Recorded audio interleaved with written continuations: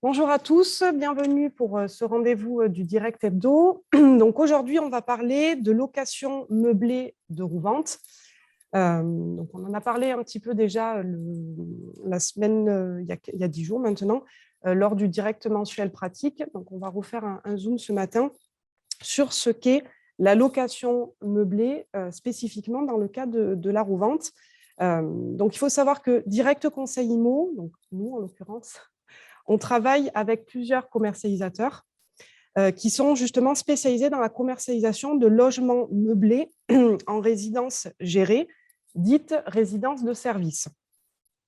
Ces commercialisateurs nous donnent accès à un stock important qui est renouvelé très régulièrement et qui représente à ce jour plus de 500 lots au niveau national. Donc, j'insiste sur le fait que c'est un stock qui est très régulièrement renouvelé. C'est un stock qui est très changeant. Donc, de la même façon que pour le reste du stock, où on vous conseille très fortement de contacter le siège, le front office pour vérifier la disponibilité des lots, c'est encore plus vrai pour ces lots-là, puisqu'il y a énormément d'entrées et de sorties sur ce stock-là qui nous est donné par ces commercialisateurs. Alors, pourquoi dit-on location meublée de Rouvante ? Parce qu'il faut vraiment distinguer deux types de propositions que vous allez retrouver sur notre site. Il faut savoir qu'il y a la location meublée en VFA, donc en programme neuf. C'est donc un logement qui est vendu sur plan. La résidence n'est pas encore en exploitation. L'acquéreur va signer un contrat de réservation et le bail commercial en même temps, le projet de bail commercial. Et il percevra ses loyers uniquement lorsque la résidence commencera son activité. En revente, donc le sujet que je développe aujourd'hui, le logement vendu est déjà en exploitation, la résidence est donc déjà en activité, l'acquéreur signe un compromis de vente, attention, il perçoit ses loyers dès la signature de l'acte authentique et les versements sont en fonction de la périodicité qui est prévue sur le bail commercial. Il faut savoir que les périodicités, ça peut être du mensuel, du trimestriel ou de l'annuel. On est très souvent sur le cas de trimestriel. Donc, acheter un logement meublé à la revente dans une résidence de service.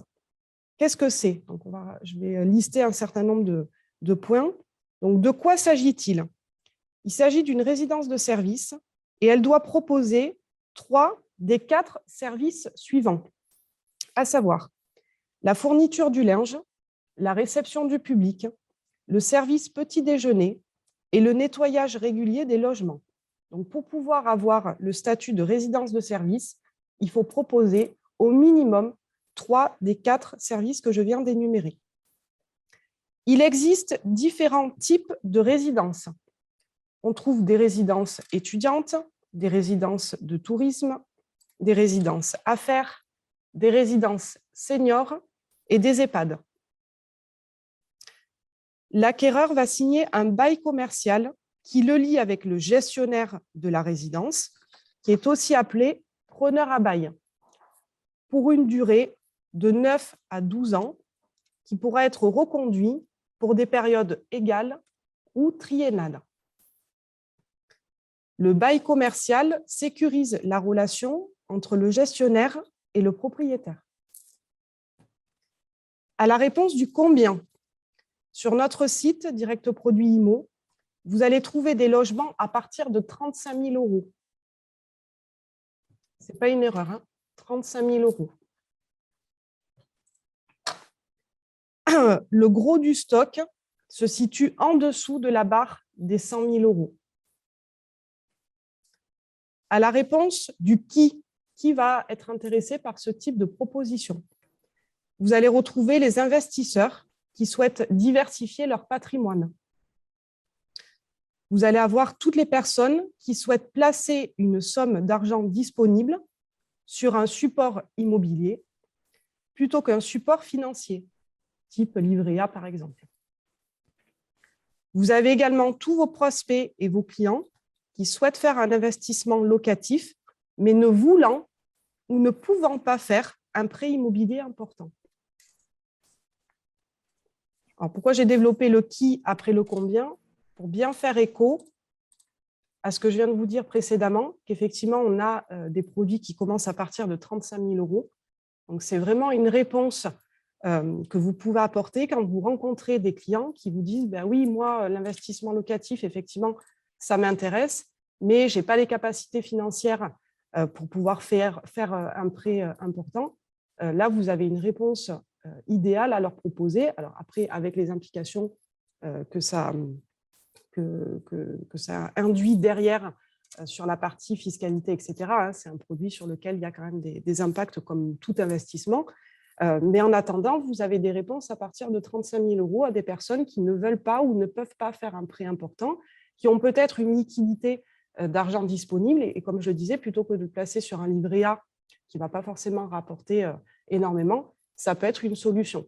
Je ne l'ai pas détaillé là sur les qui, mais quand vous rencontrez des vendeurs qui vous confient un mandat de vente, qui ont derrière certainement déjà un projet de réemploi du fruit de la vente.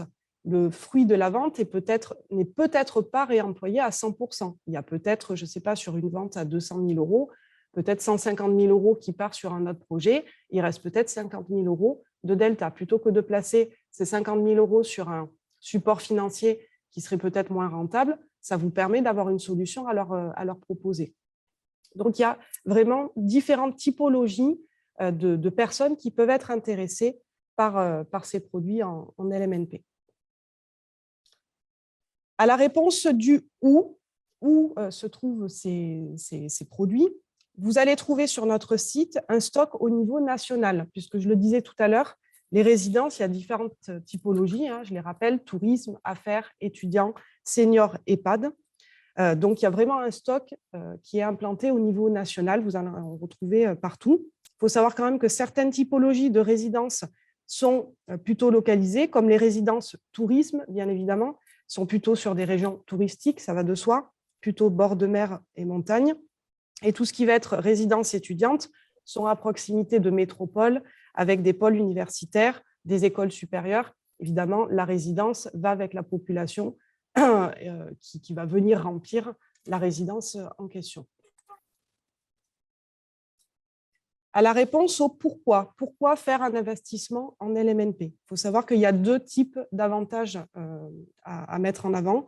Les avantages au niveau de la gestion. Alors, je ne vais pas rentrer dans le détail, je ne fais pas un cours sur le LMNP ce matin, je vous donne quelques billes, d'où l'intérêt aussi peut-être d'aller à la suite à 10 heures avec les directeurs de région pour pouvoir échanger davantage avec eux. En tout cas, quelques avantages de gestion. Il faut savoir qu'on est sur une résidence qui est déjà en exploitation, qui est déjà en activité. Le gestionnaire s'occupe pleinement de la gestion de la résidence, que ce soit au niveau du remplissage, de la gestion du planning, de la fourniture des services qu'on a évoqué tout à l'heure. Le bail commercial va déterminer le montant du loyer annuel perçu et la périodicité des versements. Ce que je vous ai indiqué tout à l'heure, ça peut être du mensuel, du trimestriel, de l'annuel. On est très souvent sur du trimestriel. Le bail commercial va également établir la répartition des charges entre le propriétaire et le preneur à bail. Il faut savoir également que le gestionnaire est l'unique interlocuteur du ou des locataires en fonction des résidences. Évidemment, en résidence de tourisme, c'est de la nuitée ou de la semaine. Sur une résidence étudiante, c'est des séjours qui sont à plus long terme. En attendant, le propriétaire n'est jamais en relation avec son ou ses locataires, c'est le gestionnaire qui s'occupe de cette partie-là. Donc, quelques avantages de gestion. Il y a évidemment des avantages fiscaux également. Il faut savoir que les revenus qui sont issus des locations sont déclarés au BIC. BIC voulant dire bénéfice industriel et commercial. Les revenus qui sont générés par ces locations sont peu ou pas du tout fiscalisés grâce à deux options au choix.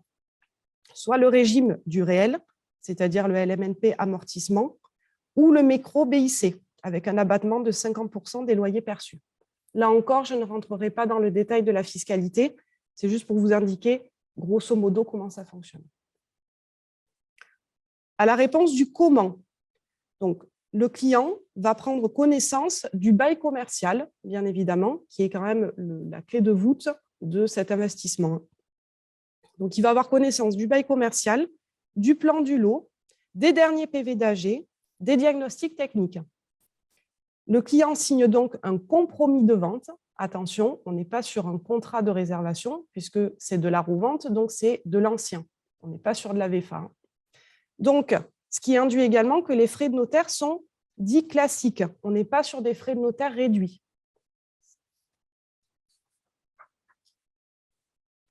Alors, un conseil, on vous conseille de faire accompagner vos clients par notre partenaire Contalim, qui est spécialisé dans la comptabilité et l'accompagnement administratif et fiscal des propriétaires qui sont LMNP ou LMP. Je vais y revenir après. Pour ceux qui ont participé au direct mensuel pratique du mois dernier, on l'a présenté. Il faut savoir que Contalim, donc, comme je le disais, est vraiment spécialisé dans la comptabilité, puisqu'il y a une comptabilité à tenir quand on est propriétaire d'un logement de ce type-là. Il y a des déclarations administratives fiscales à tenir. C'est quand même particulier. Et il vaut mieux faire appel à un cabinet comptable qui est vraiment spécialisé là-dedans pour être sûr que vous mettez votre client en fait, sur la bonne voie avec les bonnes clés pour assurer la pérennité de son investissement. Donc, Contalim, vous retrouvez leurs coordonnées sur notre site. Si vous ne les trouvez pas, n'hésitez pas à nous contacter au front office pour qu'on puisse vous les communiquer.